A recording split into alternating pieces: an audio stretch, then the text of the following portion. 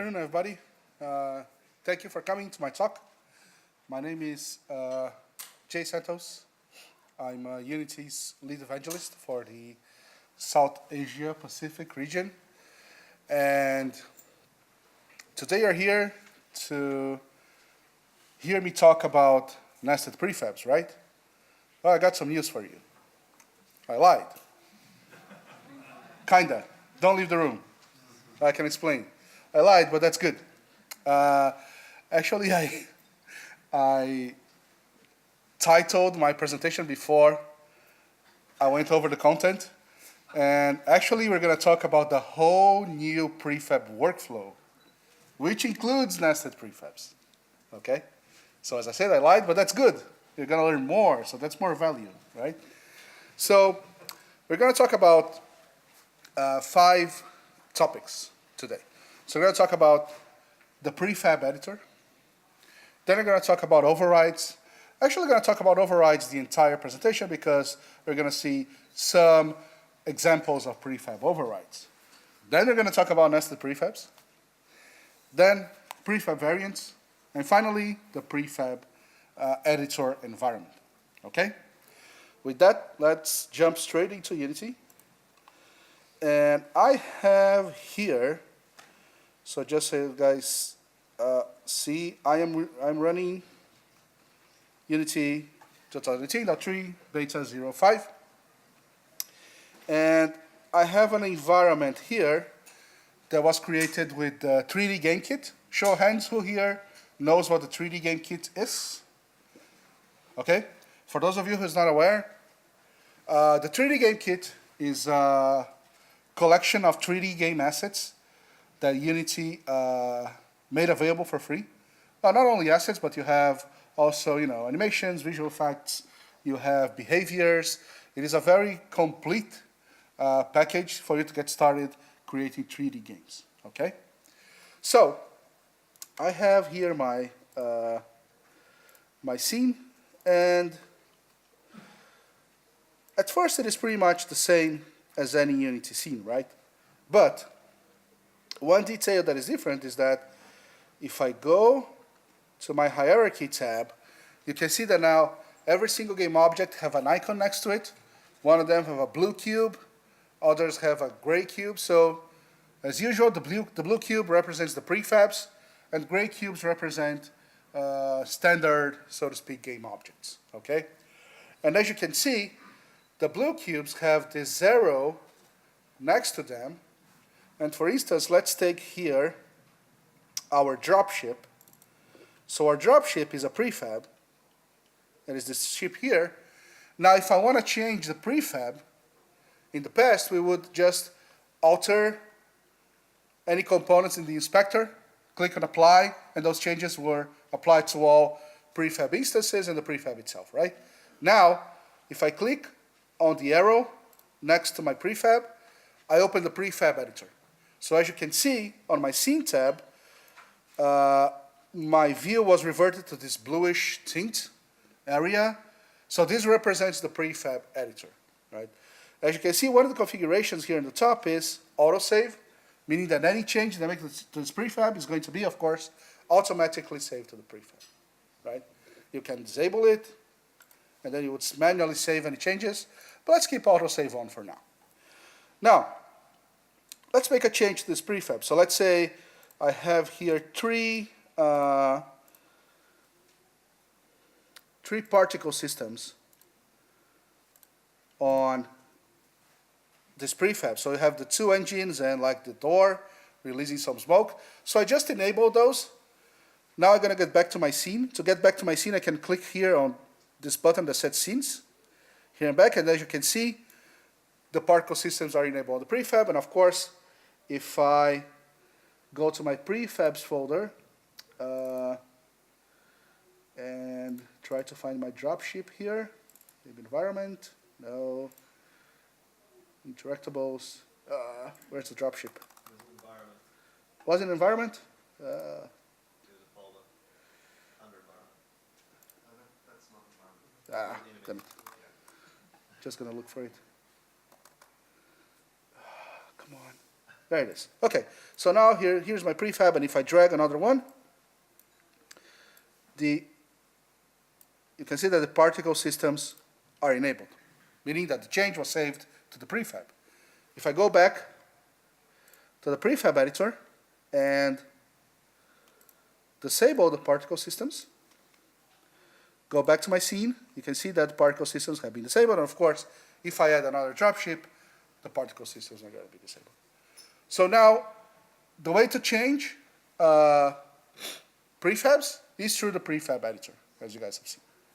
We're going to go back to the prefab editor in the end of the presentation to show you how to set up a nice environment on where you're going to change your prefab. Because as you see, the prefab editor is pretty bland, right? But perhaps you want to see your prefab under lighting conditions and under post-processing effect condition. That is possible. We're going to see how. Okay, so this is the prefab editor. Now let's talk about overrides. Let me just delete this dropship I've added here. And I'm going to go to my character itself. So here is Ellen, which is my character. And she does have this attack effects enabled in front of her. So what I'm going to do is I'm going to go into, not on the prefab editor itself now, but into the hierarchy. And I'm going to simply disable this trail effect. Right? Now, as you've seen, I have not entered the prefab editor. I made the change on the scene itself, right? So now, if I select my Ellen prefab, I can see here on where we, kind of exact same position where we had the apply button, now we have these overrides. So if I click on overrides, I can see here the list of overrides to the Ellen prefab in my scene. Right? So since I made this trail effect change in the scene, this override is applied specifically to this scene. If I create a new scene and I add another prefab, the effects are going to be there. Okay? One other way to visually immediately see what overrides this prefab have, is to look for these blue tags here. You see that I have a blue tag here in the top, and I have a blue tag here in the animator component. So this is signaling to me that on the Ellen prefab, on the animator component, there have been an override, right? And then, of course, I can get details in this override, click on overrides, and I see, if I click on animator, I can see here what the prefab looks like and what the override looks like. Now, there's something interesting here, which is, you see that on the prefab source, apply root motion is checked, but on the override is checked as well. So that means that apply root motion was touched, meaning that I unchecked it, but I checked it again. But it's still marked as an override because it was changed, even though right now you have the same value, right? But you can see that update mode have been changed to animate physics to normal, right? So there were changes on this prefab. And once again, these changes are specific to this scene. And I can, of course, select revert or apply. And if I select apply, right now I only have this option apply to prefab Ellen, meaning that these changes that this override is showing me are going to be effectively applied to the prefab, right? And if I select this, apply to prefab Ellen, you can see that now that on the list of overrides that disappeared, and of course, on my animator component, the blue tag have disappeared as well, right? And if I go to the trail effect to see the override, so this one is pretty obvious, right? So I'd simply disable the trail effect, and there you go. On this one, I can say, click on revert. Now that override disappeared, and if I go back to my Ellen character, the trail effect is back again. Once again, just for you guys to see the difference, if I go into the prefab editor and I disable the trail effect and I go back to my scene, now this was not registered as an override because I applied it on the prefab editor, right? And since autosave was on, it immediately saved to the prefab. Okay? So as I mentioned, we're going to see a few more examples of overrides while we talk about the other features. But right now, we have seen an example of an override of a prefab on a scene, right? So, jumping to the next topic, let's talk about nested prefabs, right? So, I have here, let me look for that, right here. So I have this cluster of 3 rocks here, and if I look at it on my hierarchy, I see that it's called small rocks line, and inside of it, I have 3 more prefabs. I have small rock 1, small rock 3, small rock 2, right? If I go into my prefab editor by clicking on the arrow, now I'm in the prefab editor, and I can, from here, go into the hierarchy of the editor and select, say, small rock 1. And inside small rock 1, I only have the mesh itself for small rock 1. But the prefab editor shows me the trail of what I'm editing. So I started at the scene, then I've opened the small rock lines prefab, and then I've opened the small rock 1 prefab. Now one way to think of prefabs in this new workflow is to think of prefabs as containers, right? So a prefab can contain components, and it can also contain game objects and prefabs themselves. So inside a prefab, you have another prefab and a whole bunch of stuff. Then this prefab that was inside the original one can contain another prefab, more stuff, and then it can go deeper and deeper and deeper, right? So now, if I select small rock 1 again, and let's say, actually let me just set my camera to the rocks so you can see the change happening in real time. I'm going to go back to the editor. Now I'm going to select small rock 1. And I'm going to change the scale of small rock 1. What do you guys think is going to happen on the game view? No guesses? Will small rock 1 change size because I'm changing scale? Yeah, right?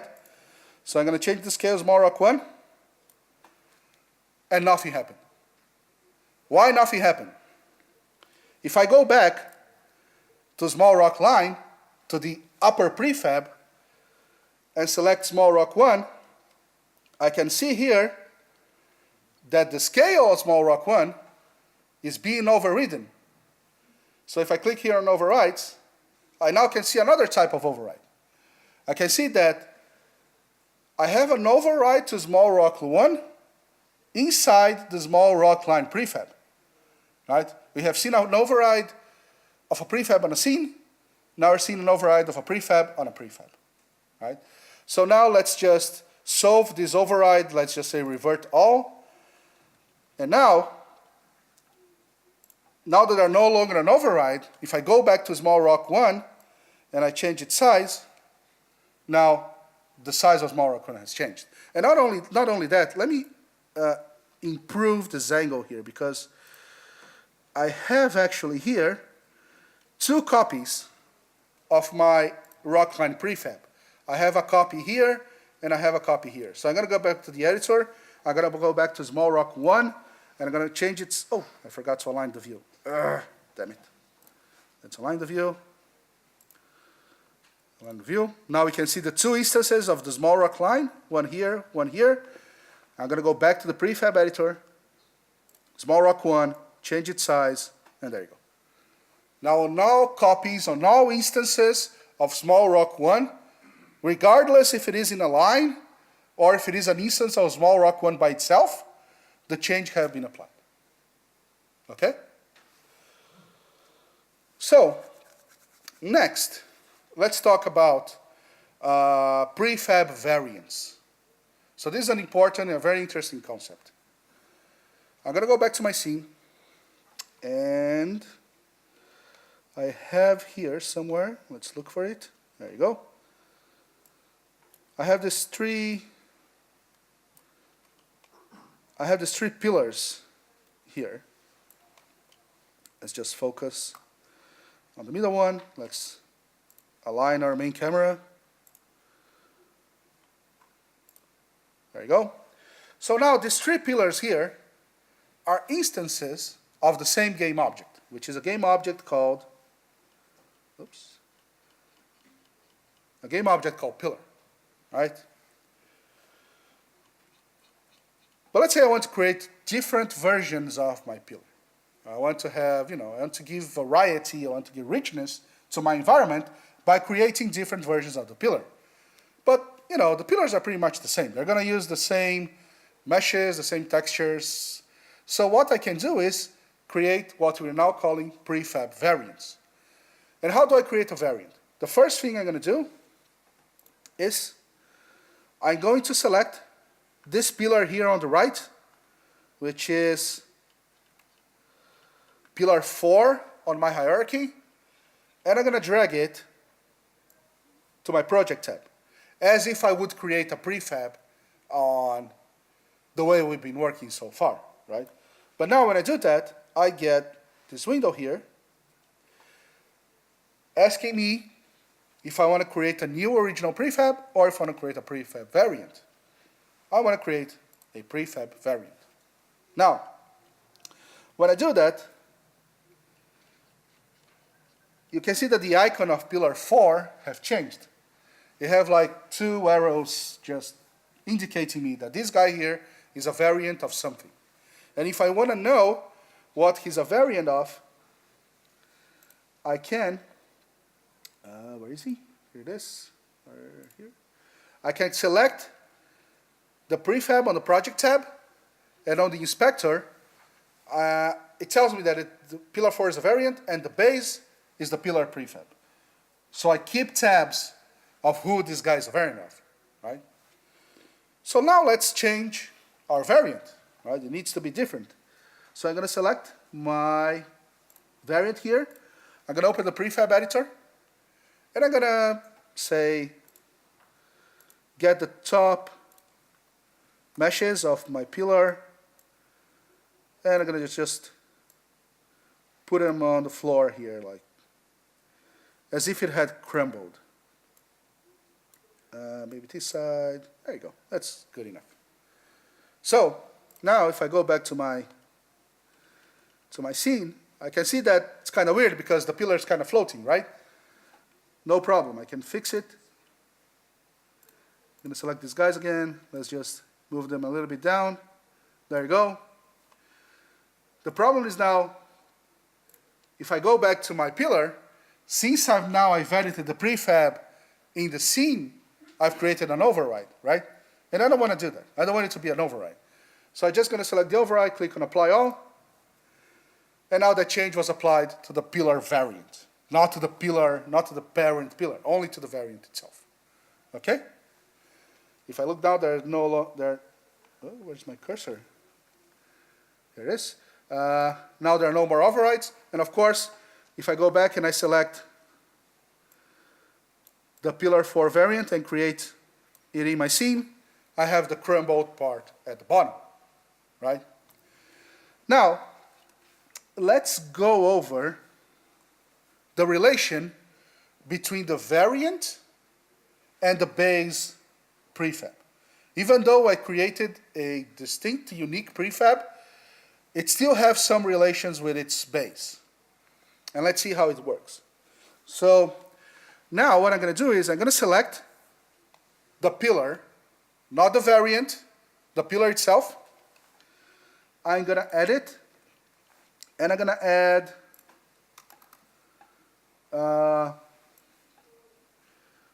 a hanging moss to it.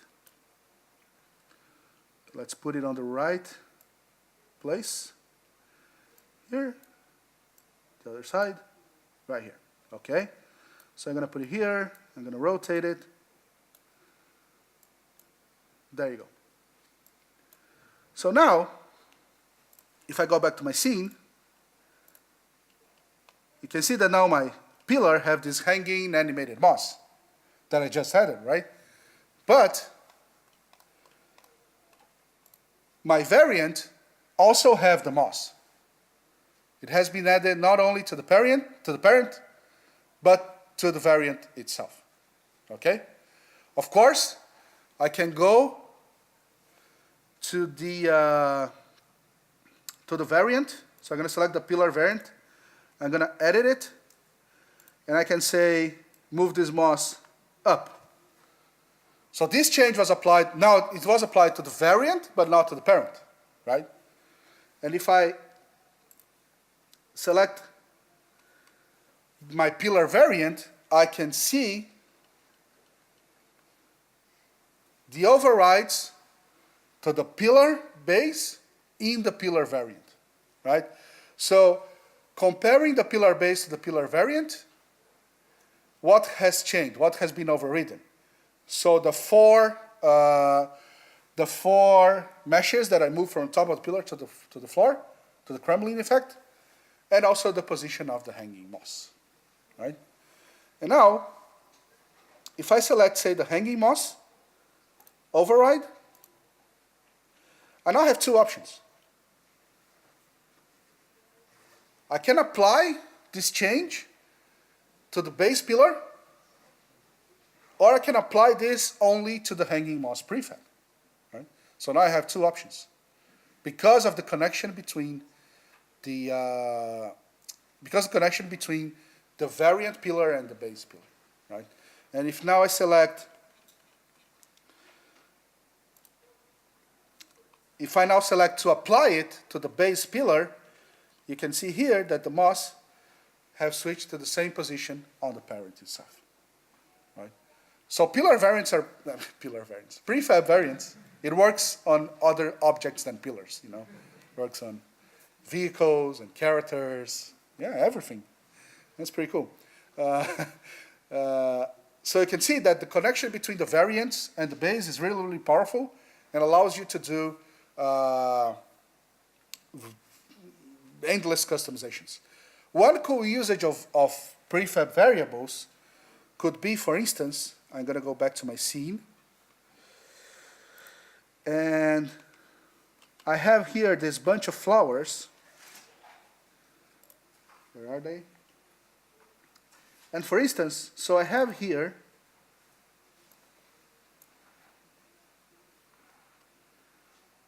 I have three flowers here. I have this vegetation medium 1, vegetation medium 4 var, and vegetation medium 2 var. So these here are variants of, let's look for it here, vegetation medium 04 var. There you go. So they are actually, vegetation medium 4 is actually a variant of vegetation medium 1, which is this big plant here, right? So this is vegetation medium 1, and this is a variant of this plant. So what I'm saying here, all the plants in my game, on my level, are pretty much the same thing. They are a mesh, which I've also added a mesh collider to it. But other than that, they're pretty much the same. So what I can do is, I can have a base plant prefab, which have this basic behavior that I'm looking for in a plant in my game, and just create several variations of it with different models and textures, but which still share the same basic behavior, right? The behavior of a plant. If I want to, I don't know, turn all my plants in my game into carnivorous plants, which are going to look for a character that's close to it and attack it, or release a cloud of spores, all I need to do is change the base prefab, and that's going to be applied to all variants. So that's very powerful, that's pretty cool. That's one of the examples of usage of variants beyond simply aesthetics, like we did with the pillar. You can actually use variants to easily distribute behaviors between similar objects. Okay? Cool. I think I'm going way too fast because we're almost done. So let's talk, to wrap it up, let's talk about the Prefab Editor environment. As you've seen, so let's select my plant here. If I go to my Prefab Editor, it's, it's just this blue, bland, empty space. And once again, as I said at the beginning, I want to see how this plant looks like on a scenario similar to the scenario where the plant's going to be, which is like these ruins with vegetation, with these lighting conditions, maybe some post-processing effects, with a different skybox, whatever, right? So how do you do that? How do you set up your prefab editing environment to ensure that you have these conditions? It is very, very simple. So I have here on my project a couple of scenes. The scene we've been working on, called sample scene, and we have another scene called editing environment. So let's just open the editing environment scene,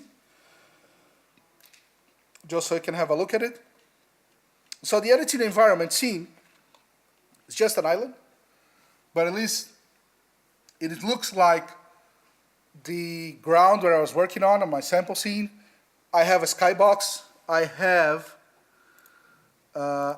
post-processing effects on this scene. It is it is a way more complex scene than the Prefab Editor itself, right?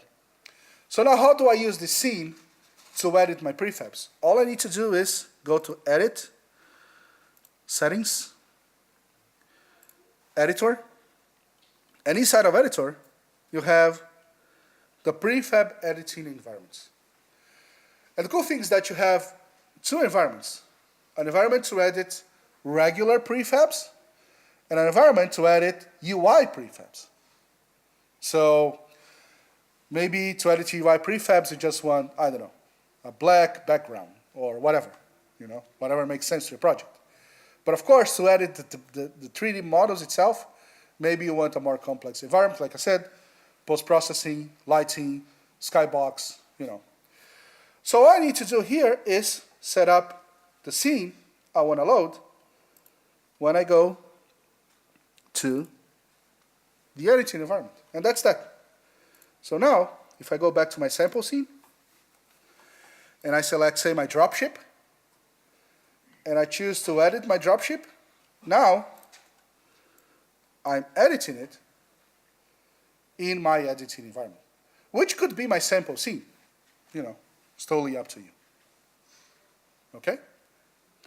So maybe you guys have noticed by now that, working with this new prefab workflow is slightly different than what you guys are used to, especially with the Prefab Editor, right? You no longer edit the prefab in the scene itself, but you edit in the editor. Well, you could, and once again, as you've seen, you could edit on the scene itself, but that would add an extra step, right? You'd have to edit on the scene and apply the override on the prefab.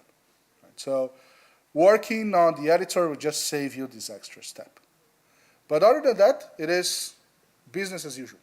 It is working with prefabs the way you guys have been working up until now, with the benefit of finally having the dreamed nested prefabs. Okay? So, yeah, I definitely did not pace myself on this one. Man. So that was it. Let me put on my contacts here as usual. So, man, I hate Keynote. There you go. Cool. So, once again, my name is Jay. My email is j@unity3d.com. Feel free to reach me if you have any questions about the new prefab workflow or Unity in general. And that's it. Thank you very much.